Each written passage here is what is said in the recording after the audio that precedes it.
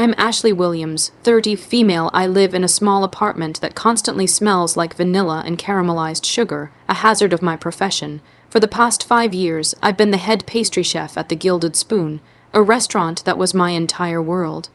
I thought my passion and hard work were building a future, but it turns out I was just an ingredient in someone else's recipe for success. This is the story of how a single anonymous text message during my performance review saved my career and exposed the man I once admired as a fraud. Before this story unfolds, I'd love to connect with you. Please let me know in the comments where you're watching from and what time it is in your corner of the world. It's amazing to see how far these stories can travel. My grandmother gave me my first whisk when I was 8 years old. It was a small, golden, colored whisk, probably just a cheap novelty item, but to me it was magical. It was the key to a world of flour, sugar, and butter, a world where I could create joy. That feeling never left me. After culinary school and a few years of paying my dues in various kitchens, I landed the job at the Gilded Spoon. The owner, Mark Stafford, was a charismatic man in his late 40s back then. He had a reputation for being a brilliant restaurateur, someone who could spot talent and nurture it. He tasted my lavender and honey panna cotta during my interview and hired me on the spot. For 5 years, I poured my heart into that kitchen. My little corner was a sanctuary of precision and creativity. While the main kitchen was a chaotic storm of sizzling pans and shouted orders, my pastry station was a calm, focused laboratory. I developed every dessert on that menu. From the seasonal fruit tarts to the complex multi-layered chocolate entremets, each one was my baby. My signature creation, however, was the golden sphere. It was a delicate white chocolate sphere, airbrushed with edible gold dust. When the waiter poured a hot caramel sauce over it at the table, the sphere would melt away to reveal a passion fruit mousse and a core of raspberry coulis. It was theater on a plate, and it became the most Instagrammed dessert in the city. Mark loved it. He called me his secret weapon and the queen of confections. He'd often bring potential investors or food critics back to the kitchen to meet me, puffing out his chest as I explained the delicate process. I felt seen, valued, my salary was good, and he promised me a partnership stake in the restaurant down the line. That vague promise was enough to keep me motivated, working 60-hour weeks without complaint. I believed I was building something for myself. The restaurant manager, Sarah Jenkins, was the quiet engine that kept the whole place running.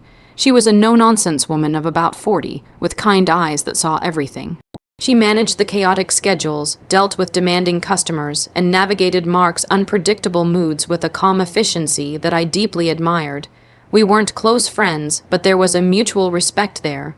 She would often stop by my station at the end of a long night, and I'd have a small, imperfect dessert set aside for her. She'd thank me with a tired but genuine smile, and we'd share a moment of solidarity in the quiet post-service kitchen. Then there was Jessica. She was a line cook, a few years younger than me, and dripping with ambition. She was good at her job, I'll admit, but she spent more energy managing her image than she did perfecting her craft. She was always the first to laugh at Mark's jokes, always staying late if she knew he was in the office. She made it clear she saw me not as a colleague, but as a stepping stone. She'd often casually ask about my techniques, peppering me with questions about my recipes that felt less like professional curiosity and more like data mining. I was open at first, believing in a collaborative kitchen environment, but I soon learned to be more guarded when I saw her trying to pass off a simplified version of my lemon tart as her own little experiment. Mark, of course, had praised her ingenuity.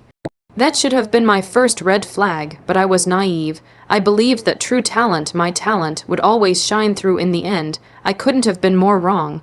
The annual performance review was something Mark made a big deal of. It wasn't a simple HR formality, it was a grand affair. He'd sit down with each department head in his plush office, a glass of expensive whiskey in his hand, and talk about the vision for the coming year. For me, it had always been a positive experience. He'd shower me with praise, dangle the promise of partnership a little closer, and we'd brainstorm new dessert concepts. This year felt different. There was a strange tension in the air. The restaurant had been featured in a major national food magazine a few weeks prior, and the review had specifically praised the desserts, calling the Golden Sphere a work of genius. I was expecting to be celebrated. I walked into his office, smoothing down my chef's whites. He was sitting behind his large mahogany desk, but he didn't smile when I came in. He gestured to the chair opposite him. "Ashley, have a seat." His tone was flat, devoid of its usual warmth. "Everything okay, Mark?" I asked, my own smile faltering. "We need to talk about your performance," he said, steepling his fingers, "specifically about your creativity and your contributions to the brand." I was completely thrown. "My contributions, the Golden Sphere just got a national mention. Our dessert sales are up 30% this quarter." He sighed, a theatrical, disappointed sound. "The Sphere is a success, yes. A wonderful team effort. Team effort." I spent 3 months developing that dessert, working after hours, testing dozens of variations. There was no team. It was me, my notebooks, and my golden whisk. Before I could formulate a response, my phone, which I'd placed face down on the corner of his desk, buzzed. I ignored it. "Mark, I'm not sure I understand what you're getting at," I said, my voice tight. "I'm concerned you've become a one-hit wonder, Ashley," he said, his eyes cold. "You've been riding the wave of that one dessert for a year now. I'm paying you to innovate, not to rest on your laurels." The accusation was so absurd it felt like a physical blow. I had introduced a new seasonal menu just last month with 4 new creations. My mind was reeling, trying to process his words. My phone buzzed again, more insistent this time. Annoyed, I glanced at the screen. It was a text from an unknown number. My eyes scanned the first few words, and my blood ran cold. The message read, "Don't react. Your boss is trying to fire you. He is stealing your work." He just registered the trademark for the Golden Sphere under his own name.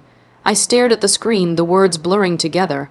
My heart hammered against my ribs, a frantic, trapped bird. I could feel the color draining from my face. I looked up at Mark, who was watching me with a predatory stillness. He hadn't seen the message, but he saw the shock on my face. He probably thought his verbal attack was landing, that I was crumbling.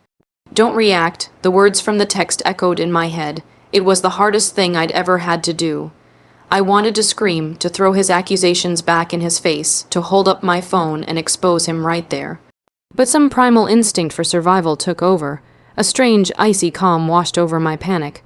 I took a slow, deliberate breath. "You're right, Mark," I said, my voice miraculously steady. "I have been feeling a bit comfortable lately. I appreciate the feedback. It's the push I need." He looked surprised. He had expected tears or an argument. He had a script prepared for a hysterical employee, not a compliant one. He was trying to build a case to fire me for cause, to paint me as difficult or creatively bankrupt, so he could take my life's work without a fight. "Good," he said, recovering quickly. "I'm glad you see it that way. I'm putting you on a 30-day performance improvement plan. I want 3 new revolutionary dessert concepts on my desk by the end of it. Concepts on par with the desserts I've been developing." The sheer audacity of that last line almost broke my composure. The desserts he's been developing. I simply nodded, my mind a whirlwind of betrayal and fury. The rest of the meeting was a blur. He talked about brand synergy and intellectual property, and every word was a confession. He was laying the groundwork to erase me from my own story. I walked out of his office in a daze, the piece of paper outlining my performance improvement plan, feeling like a death certificate in my hand. The second I was out of sight, I ducked into the dry storage room, my back against the cool metal shelves, and reread the text. Who sent this, and how could I prove it? The betrayal was a bitter ingredient I could taste in the back of my throat, and I knew, with chilling certainty, that this was only the beginning. I stumbled through the rest of my shift in a fog. Every instruction I gave, every pan I cleaned, felt detached, like I was watching someone else go through the motions. My mind was stuck in a loop, replaying the text message and Mark's cold, calculated words. Who could have sent it? It had to be someone on the inside, someone who knew about the trademark filing and the timing of my review. My first thought was a disgruntled former employee, but the information was too current.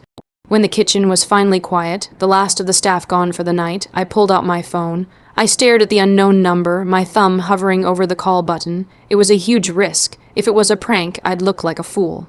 If it was Mark testing me, I'd be walking into a trap. I decided to text back instead. My fingers trembled as I typed. "Who is this? How do you know this?" I hit send and waited, my breath held tight in my chest. For 5 long minutes, there was nothing. I started to think I'd imagined it all, that the stress had finally cracked me. Then my phone buzzed. The reply was simple. "I'm a friend. Be in the alley behind the restaurant in 10 minutes. Come alone. My paranoia went into overdrive. This could be anyone. It could be Jessica, setting me up for some final humiliation. It could be Mark himself. But what choice did I have? I was already in a freefall. The least I could do was try to find out who had pushed me. I slipped out the back door into the cool night air.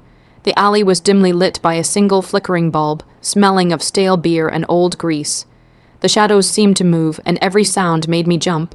A figure stepped out from behind the large dumpster.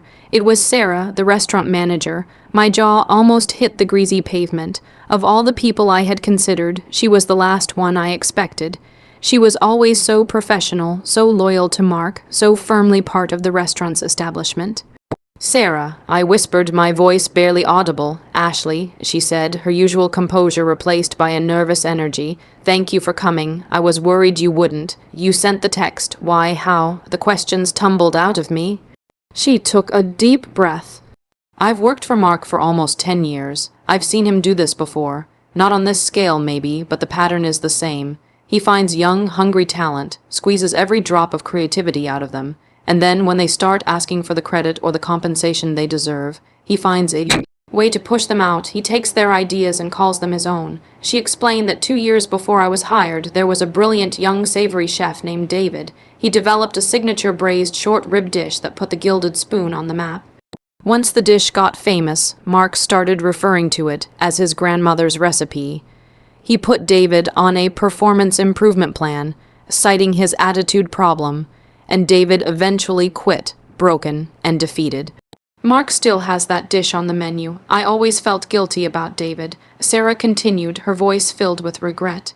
"I stood by and did nothing. I told myself it wasn't my business, that I needed the job. I'm a single mom, Ashley. I can't afford to be a hero, but when I saw him doing it to you, it was just too much. The pieces started to click into place." "But the trademark, how did you know about that?" "Mark's mail sometimes gets mixed in with the restaurant's mail. I saw a letter from the U.S. Patent and Trademark Office on his desk this morning. I didn't mean to snoop, but the restaurant's name was on it next to Golden Sphere. I opened it, thinking it was a business matter. It was. Confirmation of the trademark filing. His name was listed as the sole creator and owner, not the restaurant's. The calculated cruelty of it all was breathtaking. He wasn't just stealing my work. He was legally erasing me from its history.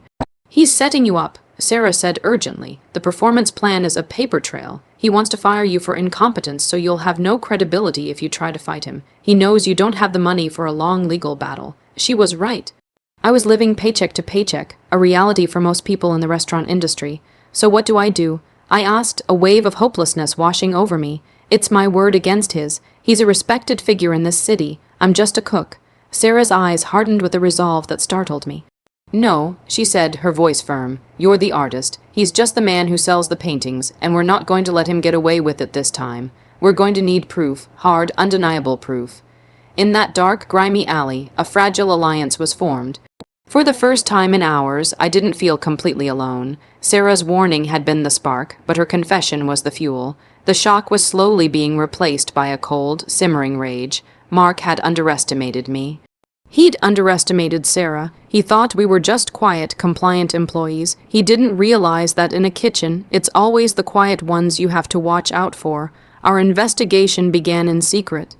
We communicated through a prepaid burner phone Sarah had bought, meeting in quiet coffee shops on our days off, hunched over a table like a pair of spies. Sarah was methodical, a natural strategist. While I was driven by a raw, emotional fury, she was the calm, logical force that directed it. Our goal was simple: find a pattern of behavior and gather evidence that would expose Mark for the fraud he was, not just to a lawyer, but to the entire world. Sarah started by digging into the restaurant's financials and old files, using her manager's access. "Look at this," she said one afternoon, pushing a stack of papers across the table. They were inventory order forms from the past 6 years. She had highlighted specific items. "This is from when David was the chef. The week before he invented the short rib recipe, you can see a massive order for star anise, cinnamon sticks, and high-quality balsamic vinegar. All the key ingredients in the braise. The orders stopped the week after he left." She then showed me another set of forms, and this is from 3 years ago. A sous chef named Maria was known for her unique corn puree. Here are the orders for the rare Peruvian corn she used, and here, she pointed, is the invoice for the expensive immersion circulator she begged Mark to buy for her station. She was fired for budget mismanagement a month later. Mark served her corn puree with his scallops last winter as a special tribute to his travels in South America. The audacity was stunning. He didn't even bother to change the recipes. He just changed the story of their origin. It was a clear pattern of culinary plagiarism. My role was to focus on my own case. I needed to prove the golden sphere was mine. The problem was, creative work in a kitchen is often ephemeral. Ideas are sketched on napkins, tested in the heat of service. There are no time, stamped documents. I started by going through my old notebooks. I had dozens of them, filled with frantic scribbles, ingredient ratios, and sketches. I found the initial drawings for the sphere, showing its evolution. The dates were in the margins, but I knew Mark would claim I'd faked them after the fact. Then I remembered my social media. I was never a big poster, but I sometimes shared my experiments with a small, private group of chef friends on Instagram. I scrolled back frantically through 2 years of posts. And there it was, a grainy video, posted 18 months ago. It showed me in my apartment kitchen, pouring hot caramel over a lopsided, pathetic-looking prototype of the sphere. It collapsed into a messy puddle, and you could hear me groan in frustration off camera. The caption read, Sphere V. One is a failure, back to the drawing board, #PastaChef, problems #developmental. It was the perfect piece of evidence, a time-stamped, uneditable digital record of my creative process, long before Mark could ever claim he conceived of it. I felt a surge of triumph. Our next break came from an unlikely source, Jessica. She had become insufferable since my review, walking around with a smug sense of superiority. Mark had given her more responsibility, even letting her assist me on my new dessert concept. In reality, she was his spy. She would watch my every move, then report back to him. One evening, I saw her hurry into Mark's office after her shift. Sarah and I had a theory that Jessica was more than just an informant. She was an active participant. Sarah had access to the security camera feeds. That night, from our respective homes, we watched the footage from the camera in the hallway outside Mark's office. We saw Jessica go in. We saw her emerge 20 minutes later, looking pleased with herself. A few minutes after that, Mark left his office, but the camera caught something crucial. As he locked the door, a piece of paper was stuck in the bottom of it, and it fell to the floor unnoticed. Sarah, who was doing end-of-day bookkeeping, waited until he was gone, then went and retrieved it. She sent me a photo. It was a printout of an email from Jessica to Mark. The subject line was dessert ideas. In the email, Jessica had detailed the 3 concepts I had been working on for my performance improvement plan. But she had rephrased them, adding a few minor tweaks, and presented them as if they were her own creations, developed based on our conversation about brand direction. The final piece of the puzzle slotted into place. Mark wasn't just stealing from me, he was grooming my replacement. He was using Jessica to document my current work under her name, so that when he fired me, he would already have my next 3 successful desserts ready to go, with a creator, to present to the public. It was a complete, systematic plan to strip me of my past, present, and future work. We now had it all, a history of theft, digital proof of my ownership of the Golden Sphere, and a conspiracy to steal my current work. We had the dots, and we had the lines connecting them. Now, we just had to decide what kind of picture we were going to draw with them. We had the evidence, but we knew a quiet lawsuit wouldn't be enough. Mark was a master of public perception. He could easily paint me as a disgruntled employee and tie me up in court for years. We needed to do more than just win. We needed to dismantle his reputation so thoroughly that he could never recover. We needed a public execution, and I knew the perfect stage for it, the restaurant itself. The plan was audacious, and it hinged on Mark's 2 greatest weaknesses, his ego and his greed. The annual Metro Foodie Awards were coming up, and nominations were in their final week. The most prestigious award was for Innovator of the Year. Mark wanted it more than anything. We knew he was already lobbying journalists and critics heavily. Here's what we're going to do, I said to Sarah, our voices low in our usual coffee shop corner. We're going to give him an opportunity he can't refuse. The bait was a visit from Genevieve Croft, the most influential food critic in the country. Her review could make or break a restaurant. She was famously reclusive and anonymous, never making reservations under her own name. But Sarah, through her years of networking, had a discreet back channel to her assistant. Sarah made the call. She didn't ask for a review. Instead, she leaked a tip. She told the assistant that Mark Stafford at the Gilded Spoon was about to unveil a groundbreaking new dessert that would redefine culinary artistry. She hinted that it was a follow-up to his famous golden sphere. She knew Genevieve, always chasing the next big thing, wouldn't be able to resist the scoop. As we hoped, 2 days later, a reservation appeared on the books for a MS, Sterling, for 2 people for the upcoming Friday night. It was a known alias for Genevieve Croft. Mark was ecstatic. He saw the Innovator of the Year award practically sitting on his desk. He gathered the entire staff for a pre-service meeting, his eyes gleaming with ambition.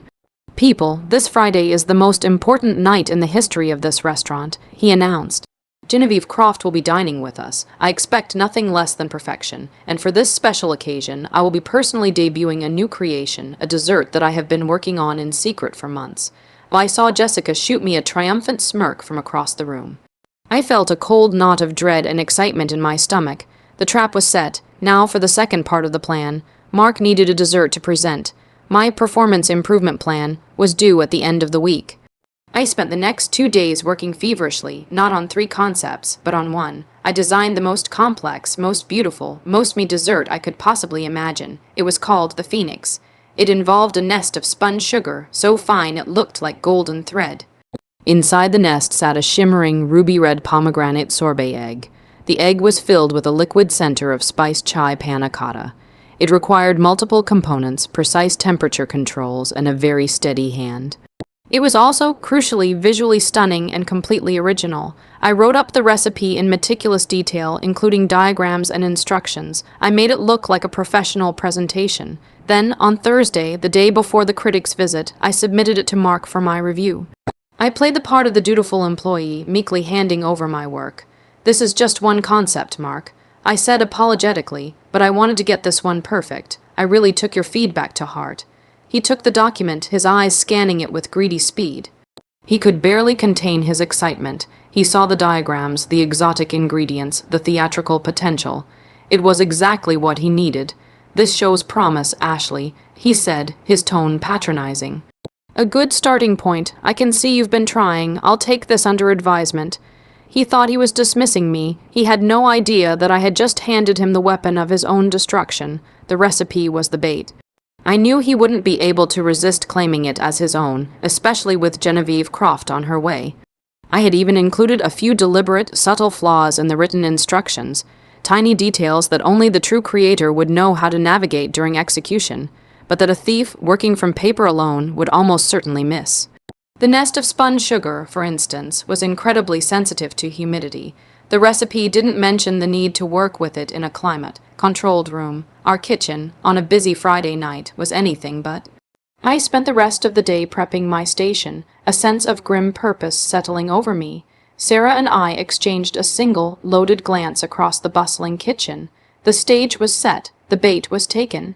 All that was left was for the curtain to rise. Friday night arrived with the electric tension of a thunderstorm about to break. The gilded spoon was packed, every table filled with the low hum of conversation and the clinking of silverware. Genevieve Croft, an unassuming woman with sharp eyes, was seated at the best table in the house, a discreet corner booth with a full view of the dining room. Mark was in his element, gliding between tables, playing the part of the charming host, but his eyes kept darting towards her table.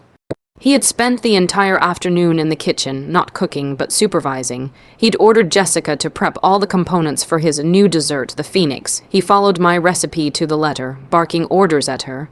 I watched from my own station, keeping my head down, meticulously preparing the golden spheres and other desserts for the regular service. He ignored me completely, assuming I was irrelevant now that he had my new idea. It was exactly what I wanted. Around 9 p.m., Genevieve's table finished their main courses. Mark gave a sharp nod to the floor manager. It was showtime. He personally went to her table. "Genevieve," he said, oozing confidence. "I hope you've enjoyed your meal. For dessert, I would be honored if you would allow me to present something special I've created for the occasion."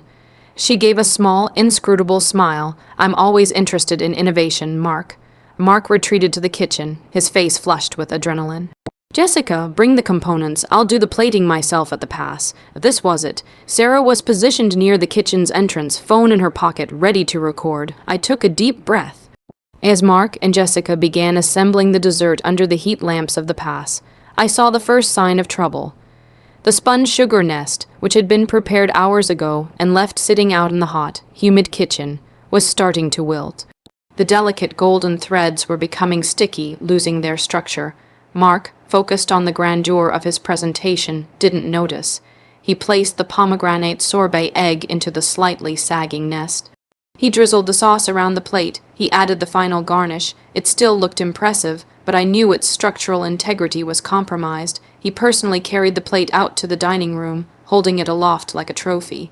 Every diner in his path turned to look. He set it down in front of Genevieve Croft. "I call it the Phoenix," he announced, his voice booming with pride, a symbol of rebirth and creation. Genevieve looked at the dessert, her critic's eye taking in every detail. Then she looked directly at Mark. "It's beautiful, chef. Tell me, what was the inspiration behind this?" This was the moment we had prepared for. As Mark launched into a fabricated story about a trip to Southeast Asia and a dream he'd had, I made my move. I walked calmly out of the kitchen, holding a single, perfect plate. On it was another version of the Phoenix, one that I had assembled just moments before in the cool, dry air of the walk-in pantry. My spun sugar nest was crisp and ethereal. The sorbet egg gleamed. It was flawless. I walked directly to Genevieve Croft's table and stood beside Mark, who was so engrossed in his monologue that he didn't notice me until I was right there. He stopped mid-sentence, his face a mask of confusion and fury. "I'm so sorry to interrupt, Ms. Croft," I said, my voice clear and steady, loud enough for the surrounding tables to hear. "My name is Ashley Williams. I'm the pastry chef here. I was so thrilled when Chef Stafford told me he was going to feature my newest creation tonight. I just wanted to make sure you received a perfect version of it. I placed my dessert on the table next to his wilting one." The difference was stark and undeniable. His looked like a cheap imitation. Gasps rippled through the nearby tables. Phones were discreetly being raised. Genevieve Croft's eyes widened, darting from my perfect dessert to Mark's sad, collapsing one, and then to my face. "Your creation," she asked, her voice laced with ice. Before Mark could explode, Sarah stepped forward from the side. "Ms. Croft," she said, holding up her phone, "my apologies for this interruption. But there's something you and everyone else should see." On her screen was the video from my Instagram, Time, stamped 18 months ago, of me testing the first failed prototype of the golden sphere. "This is a video of Chef Ashley developing the golden sphere," Sarah announced. Then she swiped, showing a picture of the trademark filing, with Mark's name clearly listed as the sole creator. She swiped again, showing the email from Jessica, detailing my current work. And this is proof that Chef Stafford and his subordinate have been actively conspiring to steal Chef Ashley's work for the past month. The silence in the dining room was absolute. You could have heard a pin drop. Mark's face went from crimson red to a ghastly pale white. He opened and closed his mouth like a fish out of water, but no words came out. Jessica, who had been watching from the kitchen doorway, literally turned and ran. I looked at Mark, not with hatred, but with a strange sort of pity. He was just a hollow man, a collection of other people's talents. The name, the Phoenix. I said, my voice ringing with clarity, was meant to symbolize my own professional rebirth after a difficult time. I just never imagined it would be this literal. Genevieve Croft looked at Mark, her expression one of utter disgust. She pushed his dessert away from her with 2 fingers. Then she picked up her fork, broke into my perfect pomegranate egg, and took a bite. She closed her eyes for a moment, savoring it. She opened them and looked at me. "Ms. Williams," she said, "this is without a doubt the work of a genius." The aftermath was a whirlwind. Genevieve Croft's review came out 2 days later. It wasn't a review of the Gilded Spoon, it was an expose. She detailed the entire confrontation, verified the evidence Sarah had presented, and eviscerated Mark Stafford's character. She called him a vampire of the culinary world, feasting on the creativity of his staff. She ended the article with a single, powerful sentence. As for the food, the only dish worth tasting was the one created by Ashley Williams, which, by the time you read this, will no longer be available at the Gilded Spoon. The article went viral. The story was picked up by national news outlets and food blogs. The Gilded Spoon's reservation lines went silent. Within a week, the restaurant was a ghost town. Mark Stafford became a pariah overnight.